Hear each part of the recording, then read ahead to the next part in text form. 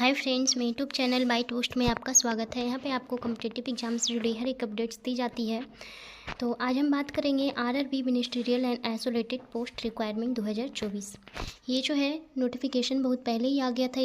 इसका नोटिफिकेशन जो आया था वो भी मैं बता चुकी हूँ। मैं बताऊँगी कि इसमें जो है आपका एजुकेशन क्वालिफिकेशन क्या होगा, कब से ये फॉर्म फिल होना स्टार्ट होगा और इसमें जो है फ़ी कितना लगने वाला है, सारा कुछ इसमें मैं बताऊँगी। जिसमें कि ये RRB ministerial and isolated post जो है, ये आरआरबी जो टीचर्स की वैकेंसी आई है, रेलवे टीचर्स की, वही है RRB ministerial and isolated post, जिसमें कि टीचर्स की भी कुछ वैकेंसी, यानी रेलवे की भी कुछ वैकेंसी है और आरआरबी टीचर्स की भी कुछ वैकेंसी जिसमें आई है। तो इसमें देखेंगे कि इसमें क्वालिफ़िकेशन क्या मांगा जा रहा है। तो सारा कुछ, चैनल पे नए हो तो प्लीज़ सब्सक्राइब जरूर से कीजिएगा और वीडियो अच्छा हो तो एक बार लाइक जरूर कीजिएगा और शेयर भी कीजिएगा।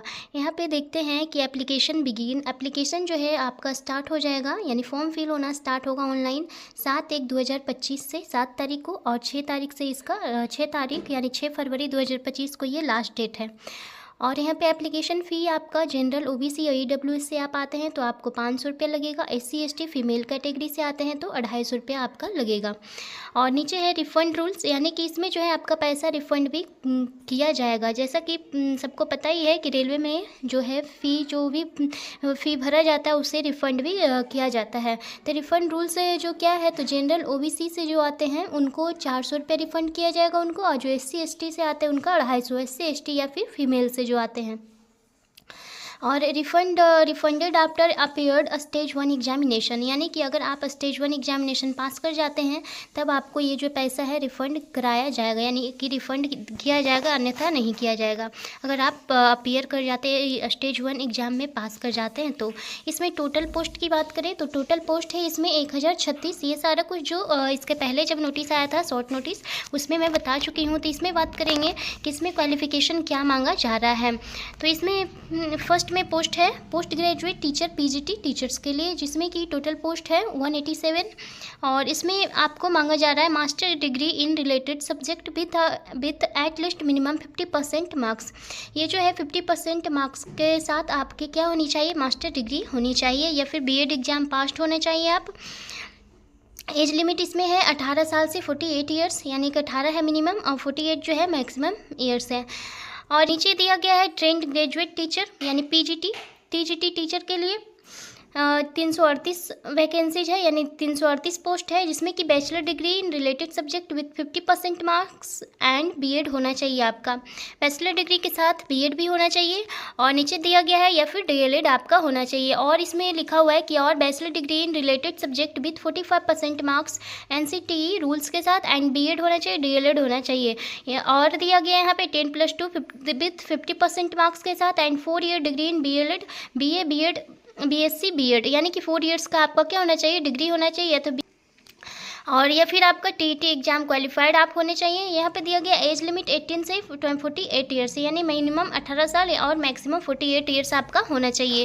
नीचे दिया गया है साइंटिफिक सुपरवाइजर, और साइंटिफिक सुपरवाइजर का है ये, जिसमें कि 3 पोस्ट है टोटल। और इसमें आपका क्वालिफिकेशन होना चाहिए। एलिजिबिलिटी डिटेल्स अवेलेबल सुन, यानी कि जो है अभी इसका नोटिफिकेशन नहीं आया है, तो नोटिफिकेशन आएगा तो उसमें सारा कुछ बताया जाएगा क्वालिफिकेशन। यहाँ पे है चीफ लॉ असिस्टेंट का, तो इसमें 54 जो है टोटल पोस्ट है। इसमें कि bachelor degree in law with 5 year railway experience, यानी कि इसमें जो है 5 ईयर्स का आपको एक्सपीरियंस मांग रहा है। बैचलर डिग्री आपका होना चाहिए लॉ में, और उसके साथ साथ 5 ईयर्स का एक्सपीरियंस भी होना चाहिए। मिनिमम है 18 ईयर्स और 43 ईयर्स जो है मैक्सिमम मांगा गया है।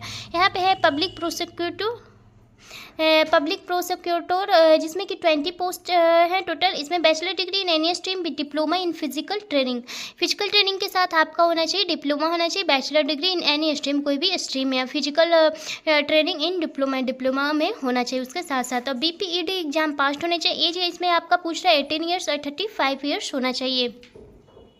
इसमें है फिर आपका physical training instructor PTI English medium, जिसमें कि टोटल पोस्ट है 18 और इसमें एक क्वालिफिकेशन मांगा जा रहा है bachelor degree in any stream with diploma in physical training और BPED एग्जाम पास्ड। एज आपका इसमें 18 से 48 ईयर्स मांगा गया है।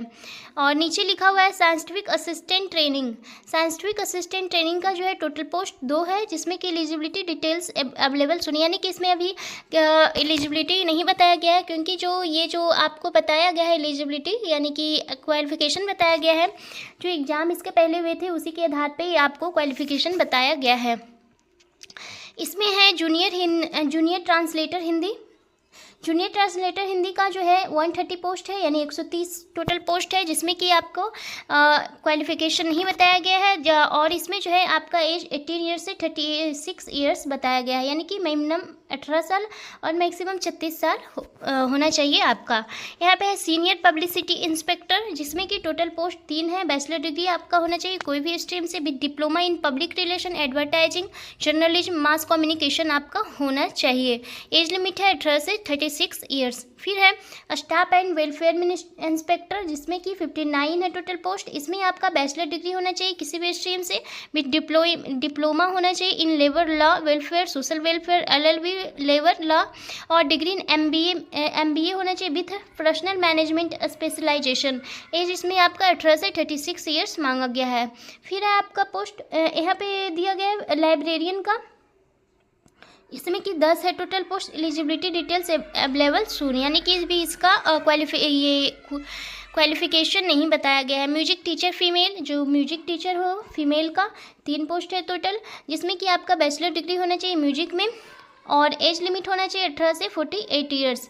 नीचे है आपका primary railway teacher. Primary railway teacher का है 188 वैकेंसी, यानी 188 पोस्ट है, जिसमें अभी क्वालिफिकेशन नहीं बताया गया। इसमें आपका एज होना चाहिए 18 से 48 ईयर्स के बीच में, यानी कि मिनिमम 18 और मैक्सिमम 48। और फिर है assistant teacher female junior school के लिए 2 है, जिसमें कि 10+2 इंटरमीडिएट आपका होना चाहिए, जिसमें कि 50% मार्क्स के साथ होना चाहिए and 2 year diploma in elementary में भी होना चाहिए, तब आपका इसमें आप फॉर्म फिल कर सकते हैं।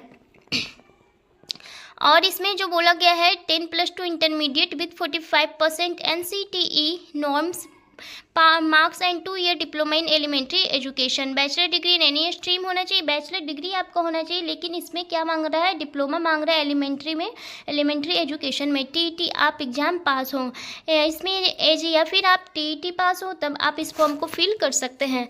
इसमें एज लिमिट जो मांगा गया है 18 से 48 ईयर्स मांगा गया है। और फिर है लेबोरेटरी असिस्टेंट स्कूल, जिसमें कि टोटल पोस्ट है 7। इसमें मांगा गया 10+2 इंटरमीडिएट विथ साइंस स्ट्रीम, यानी कि आप जो इंटर है साइंस से किए हुए हों एंड 1 ईयर एक्सपीरियंस आपका होना चाहिए 1 साल का पैथोलॉजिकल में। और इसमें आपका मिनिमम एज है 18 ईयर्स, मैक्सिमम जो है 48 ईयर्स है। और ये जो है असिस्टेंट स्कूल का है, लेबोरेटरी असिस्टेंट स्कूल का। और फिर है lab assistant grade 3 chemist and metallurgist, जिसमें कि 12 टोटल पोस्ट हैं। इसमें आपका इंटर होना चाहिए साइंस, फिजिक्स, केमिस्ट्री, फिजिक्स या फिर केमिस्ट्री से। और आपका जो है as a subject with diploma certificate in lab technology का सर्टिफिकेट होना चाहिए, डिप्लोमा का सर्टिफिकेट इन लैब टेक्नोलॉजी का होना चाहिए। और इसमें एज जो है 18 से 33 ईयर्स मांगा गया है, यानी कि मिनिमम 18 और 33 है इसका मैक्सिमम एज। इसमें सिलेक्शन प्रोसेस आपका कैसे होगा, तो सबसे पहले आपका CBT एग्जाम होगा, फिर स्किल टेस्ट होगा, फिर आपका डॉक्यूमेंट वेरिफिकेशन, फिर मेडिकल एग्जामिनेशन होगा आपका जो है। इसके पहले जो इसका ऑफिशियल नोटिफिकेशन आया था वो मैं बता चुकी हूँ, तो उस वीडियो को भी आप लोग जोर से देखिएगा कि उसमें क्या क्या बताया गया है। तो फ्रेंड्स, अगर मेरा वीडियो अच्छा हो तो एक बार लाइक जोर से कीजिएगा, चैनल पर नए हो तो प्लीज़ सब्सक्राइब भी कीजिएगा, और कुछ भी पूछना हो, कोई भी डाउट हो तो कमेंट करके जरूर पूछिएगा। And bye, thank you.